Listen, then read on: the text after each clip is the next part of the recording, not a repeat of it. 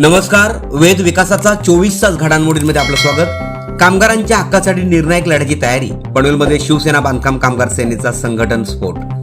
शासकीय विश्रामगृह पनवेल येथे आज शिवसेना बांधकाम कामगार सेनेने संघटन शक्तीचा जबरदस्त प्रत्यय देत रायगड जिल्ह्याच्या राजकीय आणि कामगार चळवळीत नवीन रणशिंग फुंकले. महाराष्ट्र राज्याचे लाडके उपमुख्यमंत्री एकनाथ शिंदे यांच्या आदेशानुसार महाराष्ट्र अध्यक्ष प्रीतम धारिया यांच्या ठाम मार्गदर्शनाखाली आणि रायगड जिल्हा अध्यक्ष निलेश पौडमल, रायगड जिल्हा महिला अध्यक्ष ॲडव्होकेट अंजली मानापुरे, सचिव मुग्धा लाटकर तसेच उत्तर रायगड जिल्हा सचिव सचिन कायकाडे यांच्या सशक्त उपस्थितीत उत्तर रायगड व दक्षिण रायगड जिल्हास्तरीय तसेच तालुका पातळीवरील पदांची मोठ्या संख्येने नियुक्ती करण्यात आली. ही केवळ नियुक्ती नव्हे तर रायगड जिल्ह्यातील कामगारांच्या हक्कासाठी उभारलेल्या आक्रमक लढ्याची तयारी असल्याचा स्पष्ट संदेश यावेळी देण्यात आला. अन्याय, शोषण आणि दुर्लक्ष विरोधात आता शिवसेना बांधकाम कामगार सेना रस्त्यावर उतरून निर्णायक संघर्ष करणार असल्याचा इशारा यावेळी देण्यात आला.